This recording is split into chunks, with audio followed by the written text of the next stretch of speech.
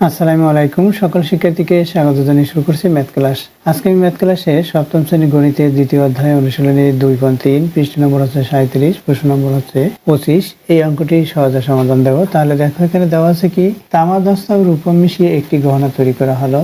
ওই গহনায় তামা ও দস্তার অনুপাত হচ্ছে 1:2, দস্তা ও রূপার অনুপাত হচ্ছে 3:5, গহনার ওজন 190 গ্রাম। এখন দেখো এখানে নম্বর ক, তামা দস্তা ও রূপার অনুপাত নির্ণয় করো। আমরা তামা দস্তা ও রূপার অনুপাত নির্ণয় করব।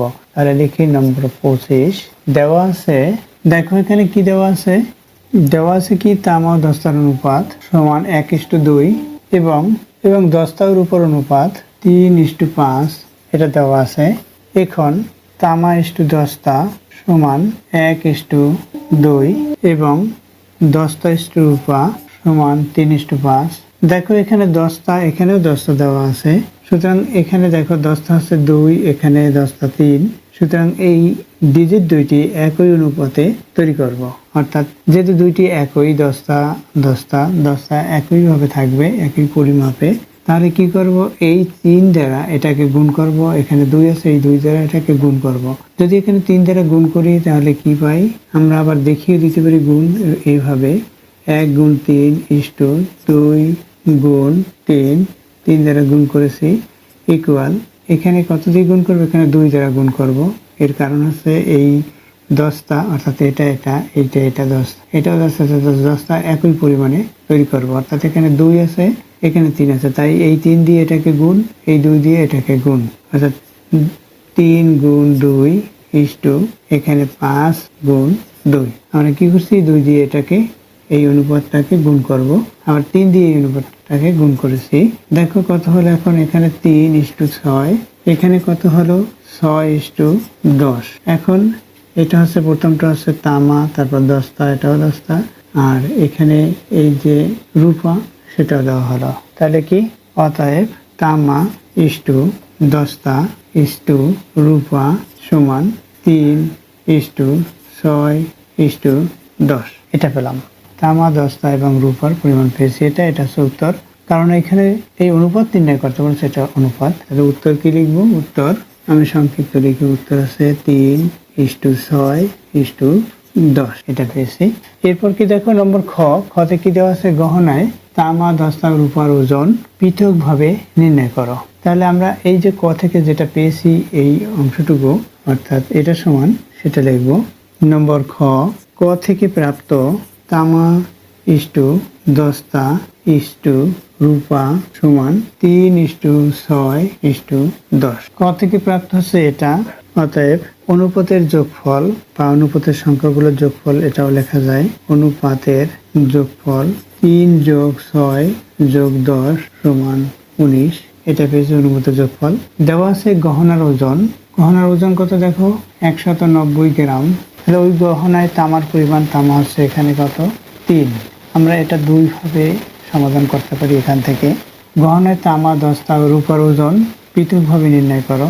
অতএব ওই গহনায় তামার ওজন কি হবে, গহনার মোট ওজন হচ্ছে 190 গ্রাম।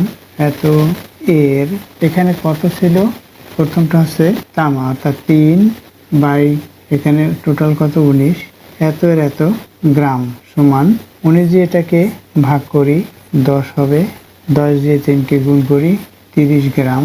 ওই গহনার তামার ওজন।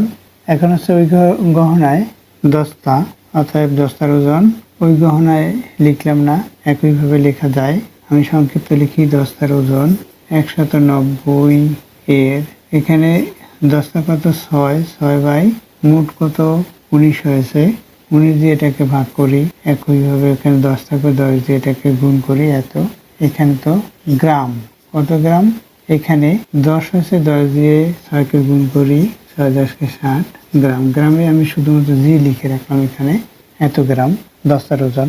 এরপর কি, আমরা এখান থেকে রূপার ওজন 2 ভাবে বের করতে পারি। মোট গহনার ওজন হচ্ছে 190, 190 থেকে আমরা গহনার তামার ওজন, প্রথমে তামা বের করছি, এর পাশে দস্তা, এই দুইটা ওজন যোগ করে 190 দিয়ে যোগের সমষ্টিটিকে বিয়োগ করলেও বের হবে।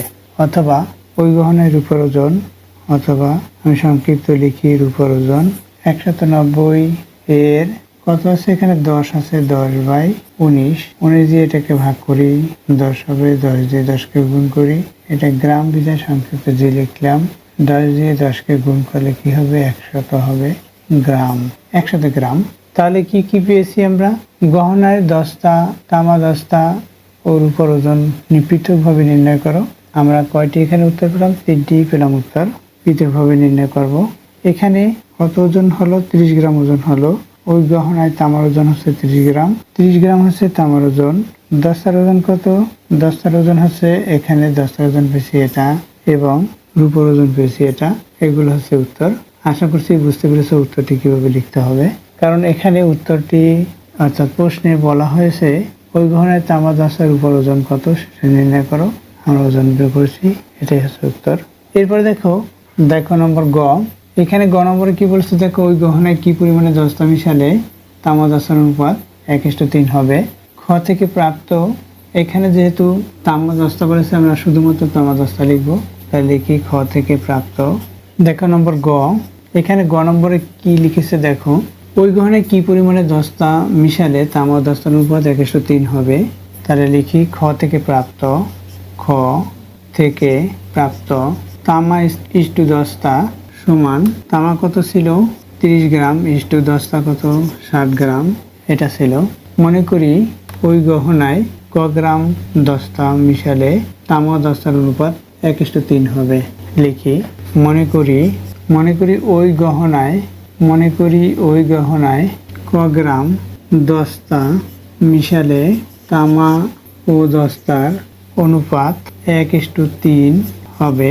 প্রশ্ন মতে 30:60 প্লাস ক সমান 1:3, বা 30/60 প্লাস ক, এই অনুপাত হচ্ছে ভাগ, তাই এখানে ভাগ চিহ্ন হলো, সমান 1/3। এখন আমরা আর ভাবে গুণ করবো, অর্থাৎ আর গুণ করবো, এটা থেকে এটা, এটা থেকে এটা।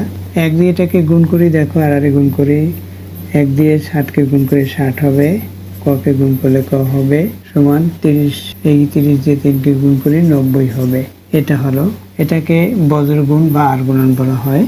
বজ্র লিখি আমি, বজ্র গুণন করে আমরা বজ্র গুণন করেছি। এখন কি ক এর মান বের করবো, সুতরাং এই যে 60 আছে এটা পক্ষান্তর করে রাইট সাইডে নিব। তাহলে বা লিখি, বা ক সমান, এখানে 90 আছে রাইট সাইডে, মাইনাস, এই যে প্রকৃতির এখানে প্লাস আছে তাই মাইনাস হলো -60। তাহলে এখানে কত হয়, বা ক সমান 90 থেকে 60 বিয়োগ করি 30, এটা হলো 30 কি গ্রাম, 30 গ্রাম।